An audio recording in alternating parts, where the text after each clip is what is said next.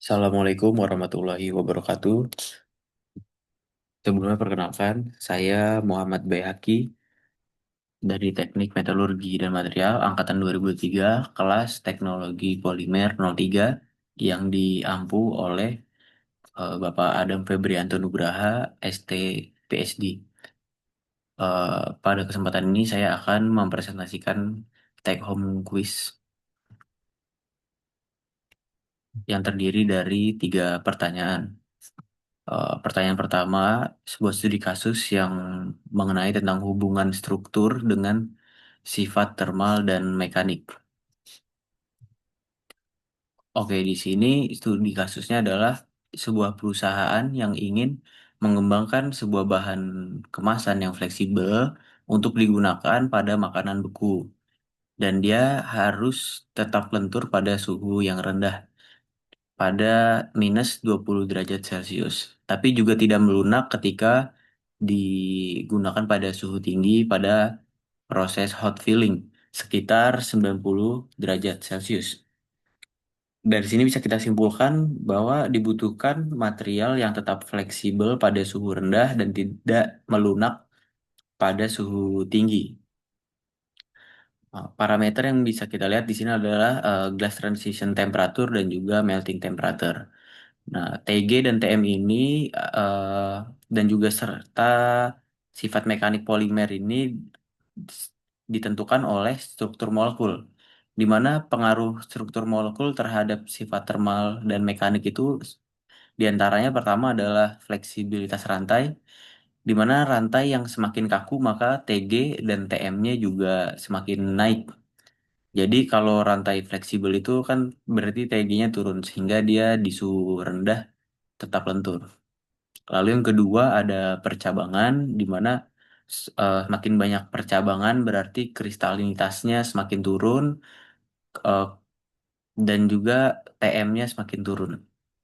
Hasilnya bahan semakin lentur dan tahan retak pada suhu rendah. Lalu yang ketiga ada cross-linking di mana si ikatan silang atau cross-linking itu menaikkan stabilitas termal dan kekakuan sehingga dia mencegah untuk melunak pada suhu tinggi. Tapi semakin banyak cross-linking, jika terlalu banyak bahannya akan semakin kaku. Jadi si material tersebut akan semakin getas. Lalu yang keempat ada secondary bonding, di mana gaya van der Waals atau ikatan hidrogen itu memperkuat interaksi antar rantai sehingga TG-nya naik dan modulus elastisitasnya juga naik.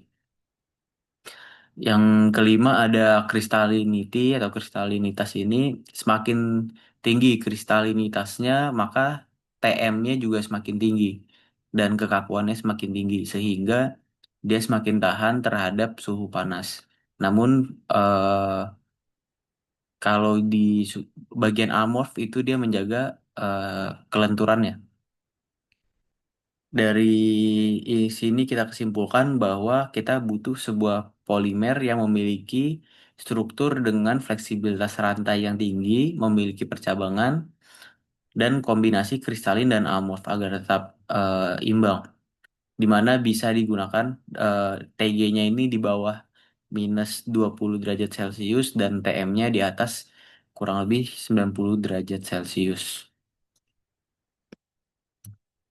Oke, eh, dari key takeaways itu yang bisa kita ambil di antara macam-macam polimer yang sudah ada beredar di pasaran, eh, saya menemukan sebuah kecocokan dengan karakter dari polyethylene yang sesuai dengan kebutuhan pengguna, di mana polietilen ini memiliki TG itu di sekitar minus 78 derajat Celcius dan ada beberapa referensi yang mengatakan minus 50 derajat Celcius, di mana itu sangat aman dalam penggunaan si pengguna yang beroperasi di sekitar minus 20 derajat Celcius.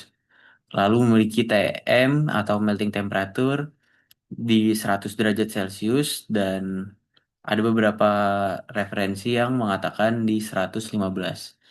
Dia lebih tinggi daripada operasional pengguna di sekitar 90 derajat Celcius. Sehingga menggunakan PE sebagai bahan kemasan dirasa cukup untuk memenuhi kebutuhan sebagai kemasan makanan. Namun tidak disarankan untuk menggunakan LDPE karena LDPE memiliki koefisien muai yang tinggi. Jadi dia akan lebih mudah berubah bentuk suhu pada suhu tinggi, mendekati dengan temperatur meltingnya. Oke, ini adalah salah satu produk yang sudah sering kita lihat di mana-mana orang menggunakan ini dari tukang bakso untuk membungkus makanannya yang kuahnya masih panas, untuk jualan es batu, itu semua masih digunakan dan aman-aman aja. Em, Secara karakternya ketika dia di mm, kulkas gitu, dia masih lentur dan dia tidak meleleh ketika terkena air mendidih. Oke, kita lanjut ke pertanyaan kedua tentang reologi dan pemrosesan.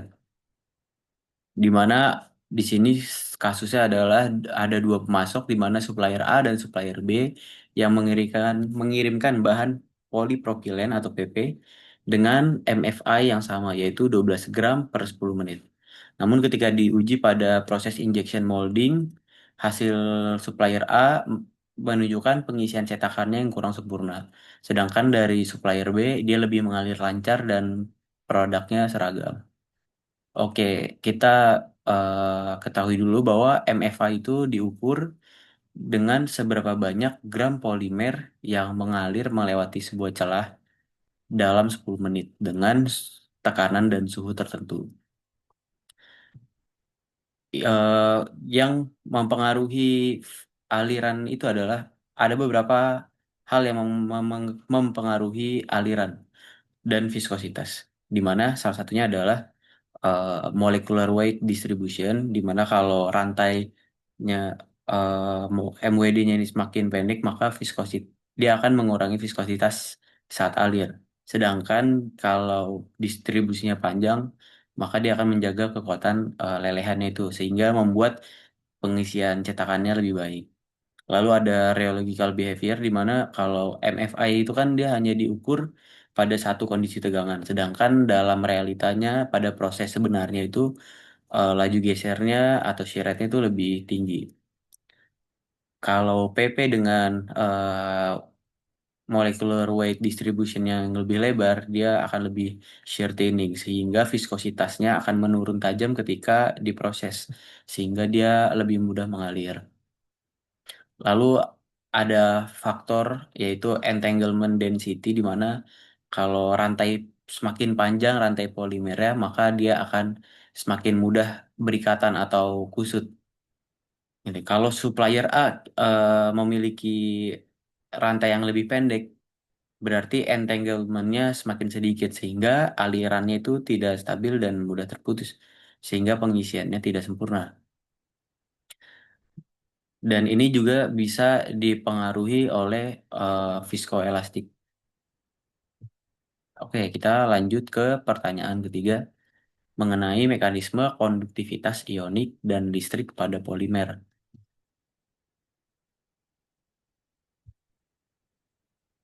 Eh, Polimer juga bisa menghantarkan listrik. Dia terdapat dua mekanisme, yaitu yang pertama adalah konduktivitas elektron.